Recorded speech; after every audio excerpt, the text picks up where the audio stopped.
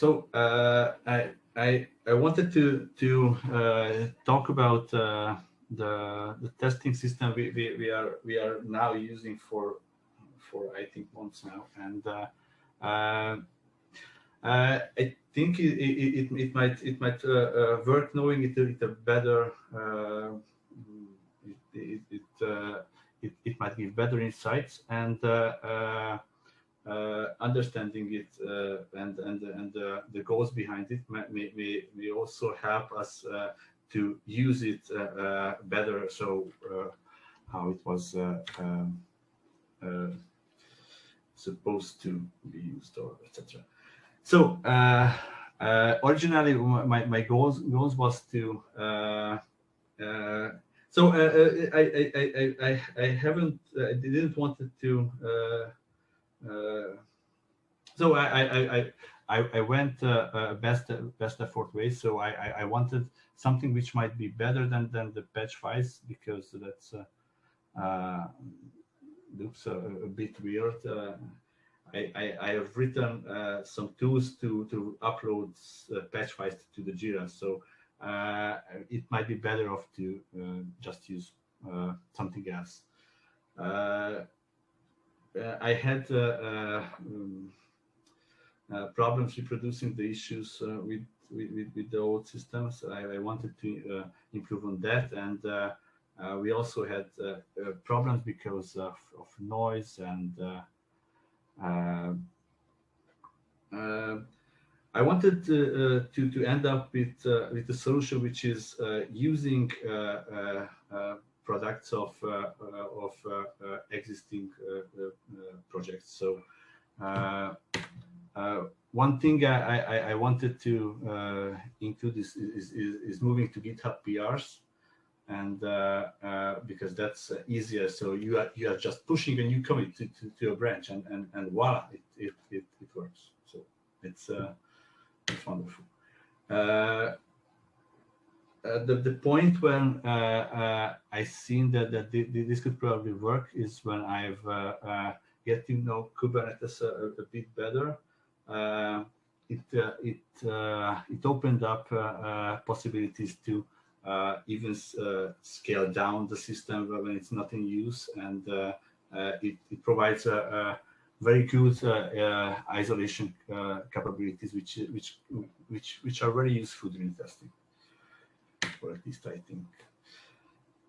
And I went around and looked at different solutions, what could be used to run the test, and I ended up choosing Jenkins and the parallel test execution. So there are some notable plugins I've chosen. It's the parallel test execution and lockable resources to lock out different test executions from from having too many at a time, and Kubernetes, because it needs to talk to Kubernetes itself.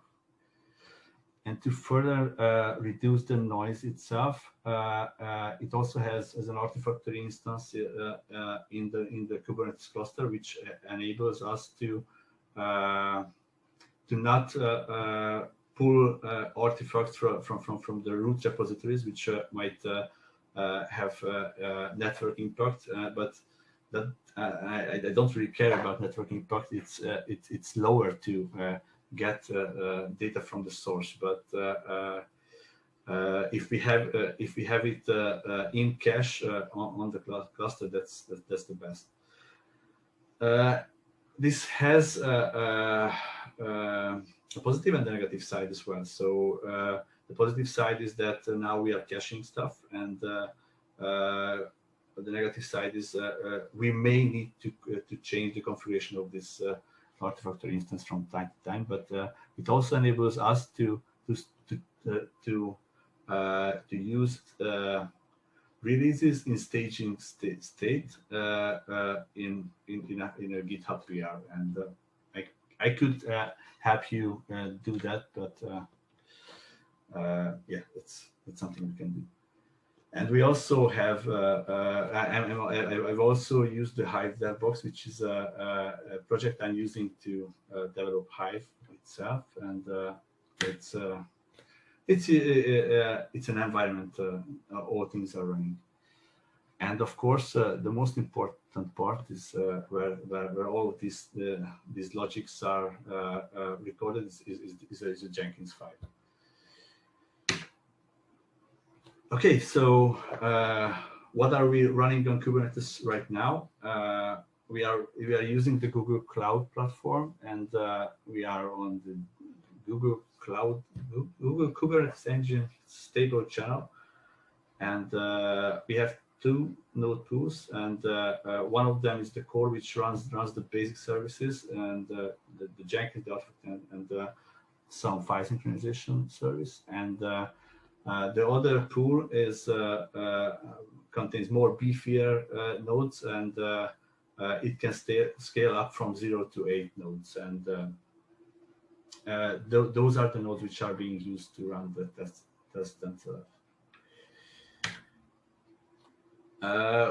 We run these services on the node. So we run the Jenkins, which is taking care of the execution. It actually takes a whole Jenkins instance to run these tests, because there are so many pods, and it launches these pods and talks to Kubernetes, and there is I think a file synchronization pod, which is which provides a transient storage for intermediate artifacts between the pods when they are running. It's actually stores a full Hive disk build for every ongoing build. Okay, it's nothing really fancy. It's just in cluster rsync server.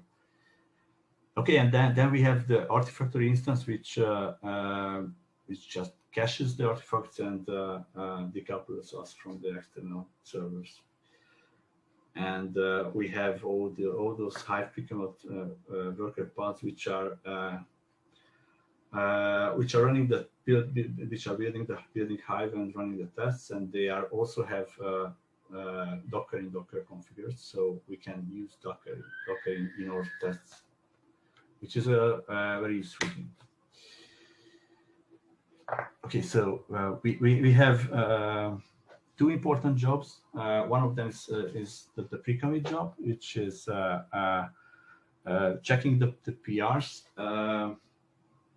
Its goal is not to give very detailed info about the tests. It still has info level logging configured, because that's useful, but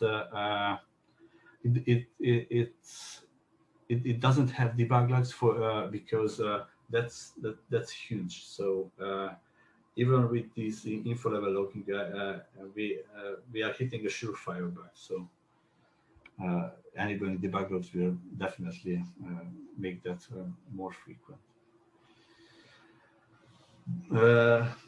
The pre-commit job is almost entirely controlled from the Jenkins file, so anyone can dive in and change this logic. It's a single file. It's almost, I think, 200 lines now, or 300, but it's still one file. Okay. And we have another job, which is the flaky checking job, which is which does a very simple thing. So it just runs the same test 100 times, and it tries to judge the stability of the particular testing question in this environment. So we might be able to run the test on our machine 100 times in a row, but that's not where we are running the test. So that's why it gives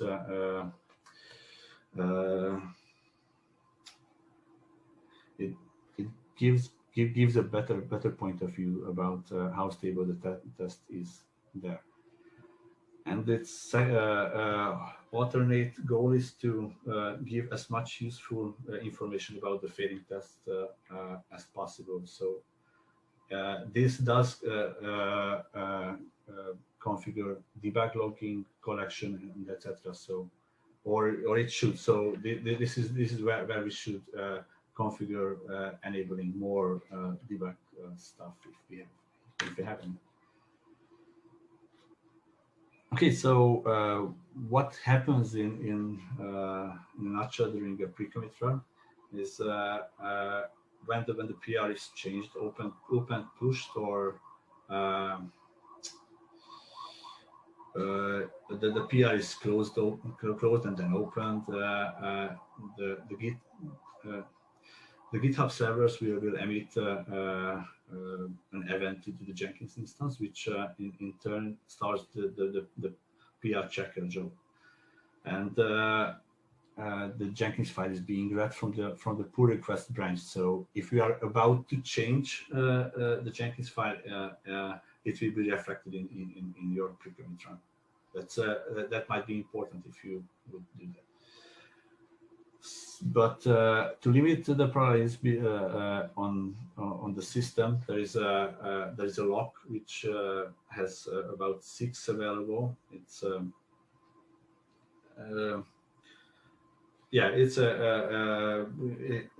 we should have enough locks to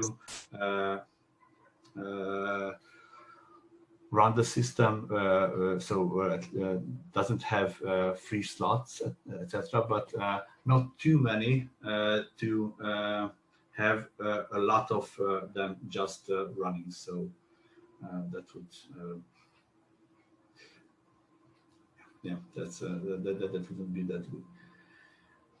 Okay, so then the project is when the lock is acquired, then the project is cloned, built, and this release is being compiled, and then this artifact will be submitted, uploaded to the intermediate synchronization stuff, and then comes the parallel step, which will run the test in 20 containers and execute all the metastore tests. And we don't yet have a smoke test, so but we should have one soon, because right now analyze table fails on master. So if I write analyze table compute statistics, it will throw out a class not found exception. That's that's something we should catch with the test system. So about isolation and reproducibility, every pod runs one test at a time, and that helps a lot. So we tend to write one test at a time on our computers. So if we are writing a file to the temporary directory with a fixed name, that might hurt. So, but running one test will free us from issues arising from this kind of stuff. So, and the other thing I'm using to be more reproducible is the Hive development box, which is a Docker image I'm using to develop Hive every day. It already had all the development tools and etc. And whatnot. I needed to do these things, so it was an easy choice. And it also enables us to, if you have a failure, and then you can pull this image and run it locally, and you will have the same environment what we have on the servers. Okay. There is just one custom thing the test system does is that splitting up very long test cases into say 15-minute suites. So we have a Maven profile to do that. So even though it is done by the testing system, it's still built into build system as well. And this makes it possible to run the same set of tests locally as well. So you can't reproduce a test failure by running that same test case. Okay, and then you can run the whole set of tests. Maybe there is another test in that set which breaks that test case. I've seen that kind of stuff. Okay, but how could we keep it clean? And that's an important thing. We should try to make the system clean, because if it pulls failed tests on every run, it will start worth close to nothing. So if you notice that there is a good candidate that some test is a bit unstable or might have some issues, you can run the Hive leakage check on that test to validate its stability. If it does fail, then you can just log a Jira about it to fix it, and you can disable unit test by using the annotation, or Qtests have a disabled expression which will mark them as disabled, and they will be skipped during execution. And I think if you are disabling tests, you should make sure that the project still compiles, but then I think you should just go in the changes. So. And, but we may also fix the disabled tests. So if you are about to fix one, then you also you might use the flaky check job to diagnose the issue better, because it collects logs and whatnot. And so far, I've seen a few issues, and most of them were caused by concurrency issues, and because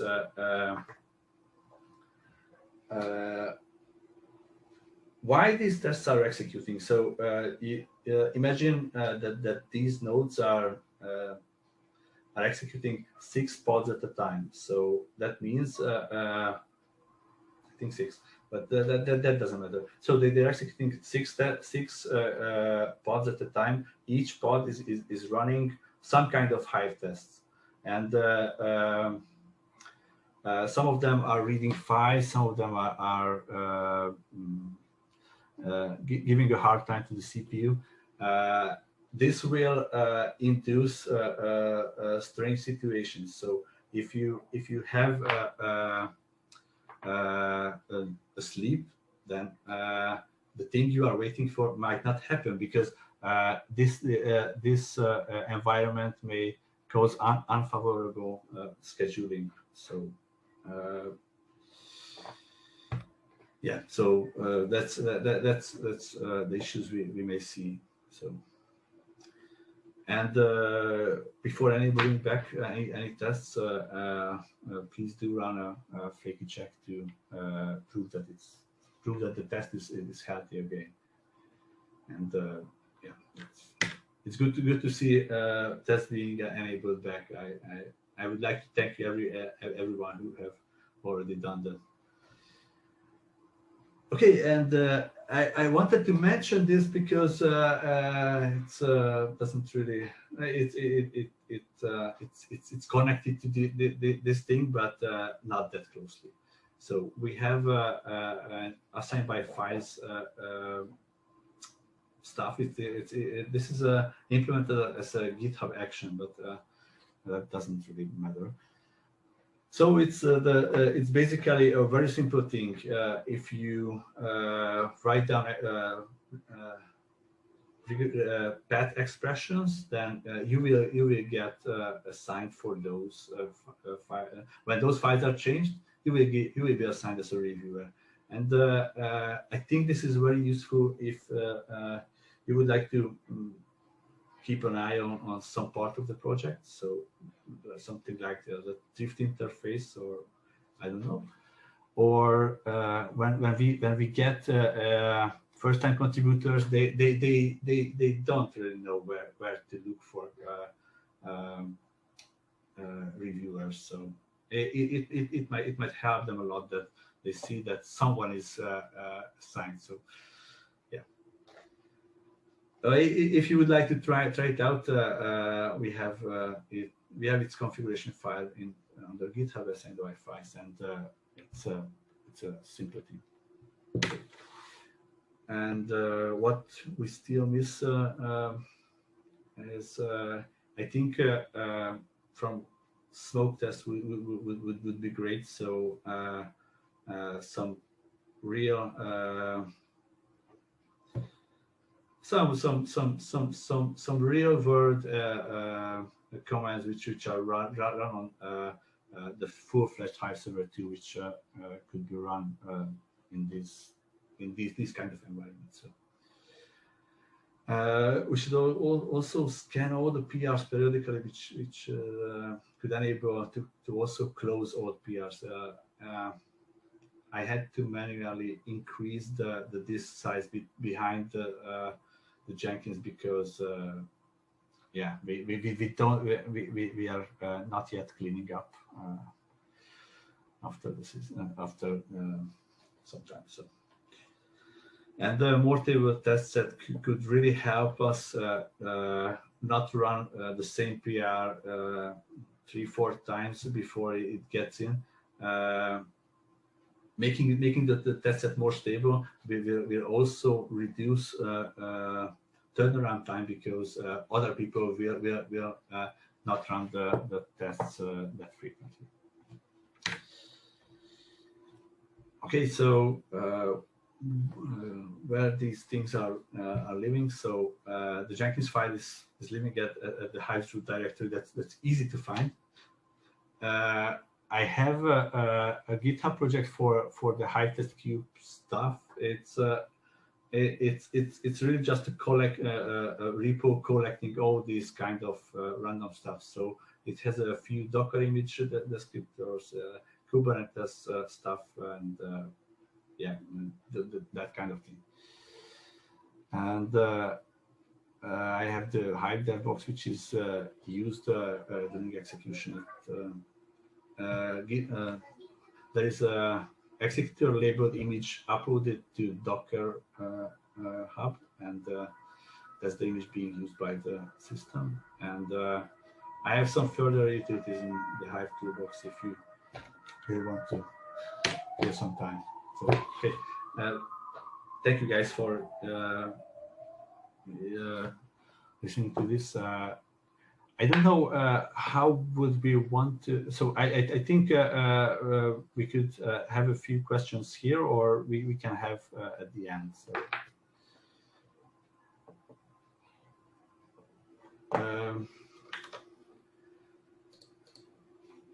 I've tried. Could you please share the Flicky test Jenkins job URL and stuff? Where is it? Okay. And it's okay if you send it to the dev list or whatever. Okay. Sure. Of course. Okay, I've set up a GitHub discussions something for questions if you want to go that way, but we can just shoot questions live as well. So I have one question. So is one of the goals here, so I know contributing to Hive, it's really, really frustrating that the unit tests never pass on my own machine or when I submit a pull request. So is one of the goals here, which you've described, to find, identify, and turn off those tests so that we can actually have reliable tests that pass every time? Okay, I think most of the tests do pass in some environments. So that's yeah. So they have been written on some machine, and on that machine they did pass. We try to make it the test set more stable. So yeah, that's a key goal. Yeah. I think where I've often seen it, this might be in the Hive 2 and Hive 3 branches, but as part of the contribution request, you add a patch, and then the patch gets run, and then 15 tests fail that had nothing to do with the code that was changed. And then a contributor will say, oh, we need to kick it off and run it again. And that happens about 3 times, and then eventually the patch gets merged. So it's very weird what's going on there. I've always found that mystifying. Yeah, actually, we use this system on the master branch right now, and it's also enabled on branch 2 and branch 3, but I'm not sure about how well it works there.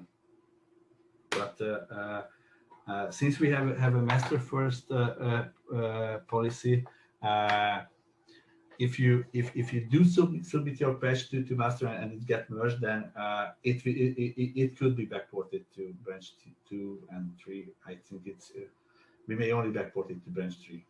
So.